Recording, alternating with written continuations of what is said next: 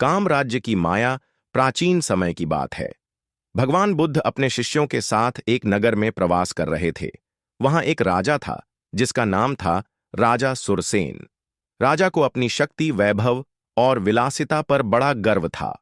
उसने एक विशाल काम राज्य, इंद्रियों की सुख सुविधाओं से भरपूर स्थान बनवाया था, जहां संगीत, नृत्य, स्वादिष्ट भोजन और भोग विलास की कोई कमी नहीं थी। एक दिन राजा ने सुना कि भगवान बुद्ध नगर में पधारे हैं। उसने उन्हें अपने महल में आमंत्रित किया। बुद्ध मुस्कुराए और निमंत्रण स्वीकार कर लिया। महल में बुद्ध ने देखा कि चारों ओर भोग विलास का वातावरण है।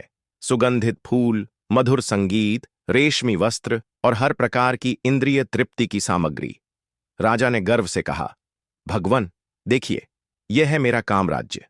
यहां हर व्यक्ति सुखी है, क्योंकि यहां हर इंद्रिय को तृप्त किया जाता है। क्या इससे बड़ा कोई राज्य हो सकता है? बुद्ध शांत स्वर में बोले, राजन, यह सब क्षणिक है। यह काम राज्य केवल बाहर की इंद्रियों को भटका सकता है, आत्मा को नहीं। क्या तुम सचमुच जानना चाहते हो कि सुख क्या है? राजा चकित हुआ। तो क्या आप इसे असली सुख नहीं मानते? बुद्ध ने उत्तर दिया, राजन, असली सुख वह है जो भीतर से आता है।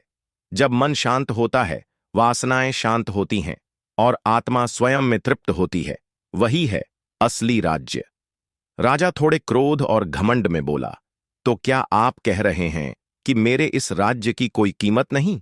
बुद्ध मुस्कुराए और बोले, मैं तुम्हें एक प्रयोग का सुझाव देता हूं।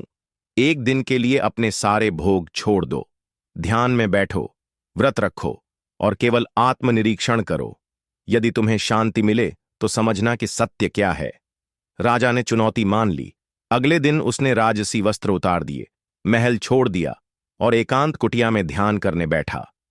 पहले कुछ घंटे उसे बेचैनी हुई, मन भटकता रहा, लेकिन धीरे धीरे एक गहरा सन्नाटा और शांति उसके भीतर फैलने लगी। संध्या होते होते राजा की आंखों से आंसू बह निकले। वह दौड़ता हुआ बुद्ध के पास आया और चरणों में गिर पड़ा। भगवान, आज पहली बार मैं सच्चे सुख को समझ पाया हूं। काम राज्य तो केवल इंद्रियों का भ्रम था, पर आपकी शरण में आकर मैंने आत्मा का राज्य देखा है।